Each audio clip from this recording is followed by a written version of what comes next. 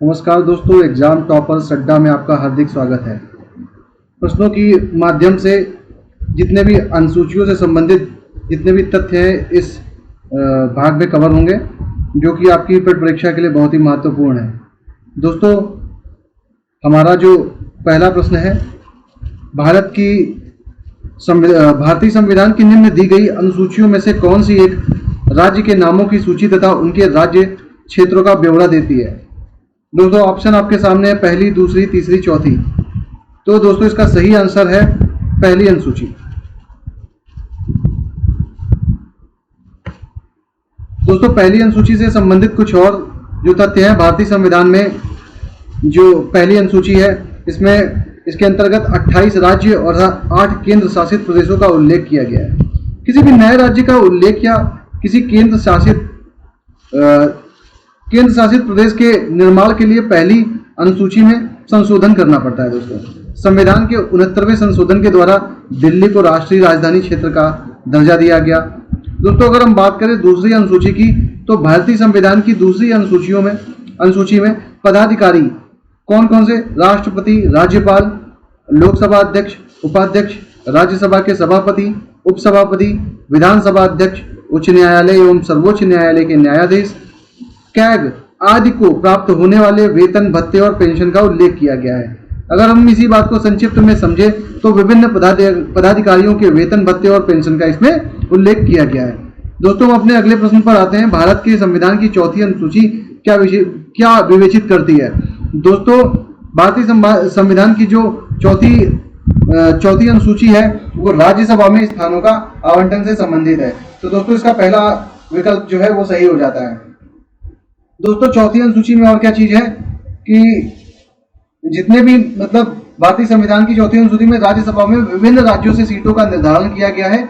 यह बहुत ही ज्यादा महत्वपूर्ण है, जिसमें यह निर्धारित किया जाता है कि किस राज्य से राज्यसभा में कितनी सीटें आएंगी। तो दोस्तों, यदि हम बात करें तो हमारी चौथी अनुसूची में के अनुसार 28 राज्य और 8 केंद्र शासित प्रदेश हैं। तो जिसमें यूपी में, अगर हम उत्तर प्रदेश की परीक्षा की तैयारी कर रहे हैं तो हमारे लिए बहुत ही जरूरी है कि ये चीज हमको पता हो कि 31 राज्यसभा सीटें हैं। ठीक है दोस्तों, तीसरी अनुसूची की बात करें तो संविधान की तीसरी अनुसूची में विभिन्न पदाधिकारियों जैसे मंत्री, उच्च न्यायालय और सर्वोच्च न्यायालय के न्यायाधीश आदि के द्वारा ली जाने वाली शपथ का प्रावधान है। दोस्तों, संक्षेप में कहें तो तीसरी अनुसूची जो है वो शपथ से संबंधित है। यदि हम बात करते हैं राष्ट्रपति और उपराष्ट्रपति और राज्यपाल की शपथ का जो प्रावधान है वो राष्ट्रपति की बात करें तो आर्टिकल 60 में राष्ट्रपति की शपथ का प्रावधान है, आर्टिकल 69 में उपराष्ट्रपति की शपथ का प्रावधान है तथा आर्टिकल 159 में राज्यपाल की शपथ का प्रावधान है। दोस्तों, हम बढ़ते हैं अपने अगले क्वेश्चन की तरफ। भारत के संविधान की अनुसूची में विभिन्न राज्यों में अनुसूचित क्षेत्रों के प्रशासन और नियंत्रण के लिए विशेष जो उपबंध है वो किस सूची में दिए गए हैं? दोस्तों, इसका सही आंसर है हमारी पांचवी अनुसूची में ये सारे प्रावधान है। दोस्तों, हम बात करते हैं पांचवी अनुसूची में और क्या क्या चीजें हैं, तो हम इसको सही से समझते हैं। पांचवी अनुसूची में विभिन्न अनुसूचित और अनुसूचित जनजाति क्षेत्रों के प्रशासन और उनके नियंत्रण के बारे में हमको जानकारी मिलती है। यह क्षेत्रों भारत के कई राज्यों में फैले, ये क्षेत्र भारत के कई राज्यों में फैले हुए हैं जिनके प्रशासन संबंधित जानकारी पांचवी अनुसूची में दी गई है। दोस्तों, अगर हम छठी अनुसूची की बात करें तो संविधान की छठी अनुसूची में असम, मेघालय और त्रिपुरा, मिजोरम जैसे राज्य जिनकी जनजातियों के प्रशासन के बारे में प्रावधान है। असम, त्रिपुरा, मेघालय और मिजोरम को याद कर सकते हैं आप ATMM के द्वारा। दोस्तों, हम आगे बढ़ते हैं अपने अगले क्वेश्चन की तरफ। हमारे अगले क्वेश्चन में सुमेलन है, तो सूची 1 और सूची 2 में सबसे पहले सूची 1 देखते हैं। 7वीं अनुसूची, 8वीं अनुसूची, 9वीं और 10वीं सूची 2 में भाषाएं, दल परिवर्तन के आधार पर जो निरंतर है और विधायी शक्तियों का वितरण, कुछ अन्य अधिनियमों का विधिमान्यकरण है। दोस्तों, हम अगर बात करें हमारी 7वीं अनुसूची की, तो 7वीं अनुसूची हमारी जो है वो केंद्र, राज्य और समवर्ती सूची इसमें आ जाती है। विधायी शक्तियों का वितरण से संबंधित है। ठीक है दोस्तों, और 8वीं अनुसूची जो हमारी है वो भाषा से संबंधित है। किससे संबंधित है? भाषा से। दोस्तों, हमारी 7वीं अनुसूची विधायी शक्तियों के वितरण से। इस 7वीं अनुसूची में मैं फिर से बता दूं, केंद्र, राज्य और समवर्ती सूची इसमें सम्मिलित है। ठीक है दोस्तों, 9वीं अनुसूची की बात करो तो 9वीं अनुसूची हमारी जो है वो कुछ अधिनियमों के विधिमान्यकरण से संबंधित है। और यदि मैं 10वीं अनुसूची की बात करूं तो तो ये दल बदल परिवर्तन जो है, दल परिवर्तन के आधार पर जो भी निरंतरताएं हैं वो हमारी 10वीं अनुसूची में है।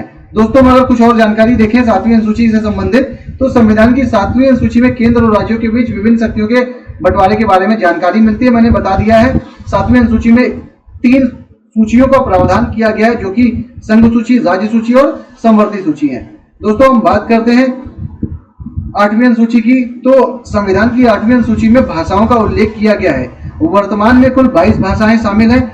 जो मूल संविधान था उसमें 14 भाषाएं थी।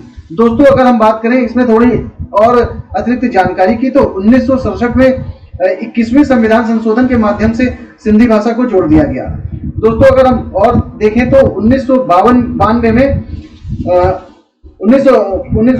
71वें संविधान संशोधन के माध्यम से कोंकणी, नेपाली और मणिपुरी जो भाषा है इसको भी जोड़ा गया।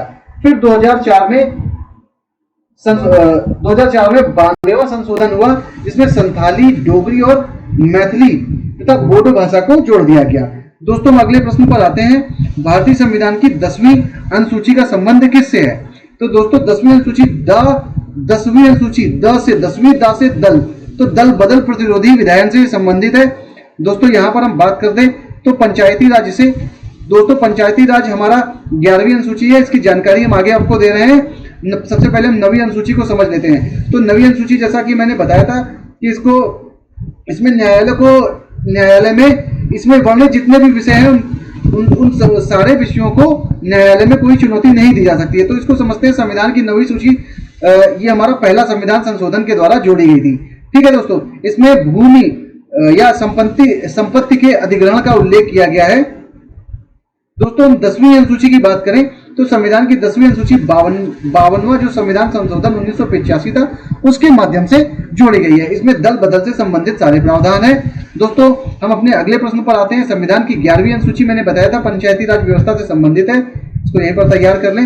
नगर पालिका जो हमारी है वो 12वीं अनुसूची उससे संबंधित है। ठीक है दोस्तों, मैं आगे बढ़ता हूं, उससे थोड़ी और अन्य जानकारी देखते हैं। 11वीं अनुसूची 73वां संविधान संशोधन 1993 में पंचायती राज व्यवस्था लागू कर दी गई, त्रिस्तरीय पंचायती राज व्यवस्था। दोस्तों 11वीं अनुसूची में जो पंचायती राज है उसमें पंचायती राज में 29 विषय शामिल किए गए हैं। दोस्तों 12वीं अनुसूची की मैं बात करता हूं तो 12वीं अनुसूची 74वें संविधान संशोधन 1993 में इसको शामिल किया गया। इसमें शहरी क्षेत्र में स्थानीय शासन यानी नगर पालिकाओं का उल्लेख कर दिया गया है। 12वीं अनुसूची में वर्तमान में नगर पालिकाओं के पास 18 विषय शामिल हैं। दोस्तों प्रश्नों के माध्यम से चीजों के तथ्यात्मक जानकारी आपको इसी तरह मिलती रहेगी। दोस्तों लाइक और सब्सक्राइब जरूर करिए और शेयर भी कर दीजिए, ताकि जिन हमारे भाइयों को या बहनों को इससे संबंधित जानकारी अगर वो पाना चाह रहे हैं तो उनको भी मिल जाए।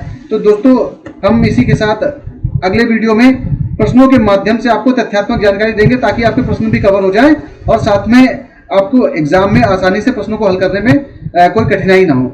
नमस्कार दोस्तों।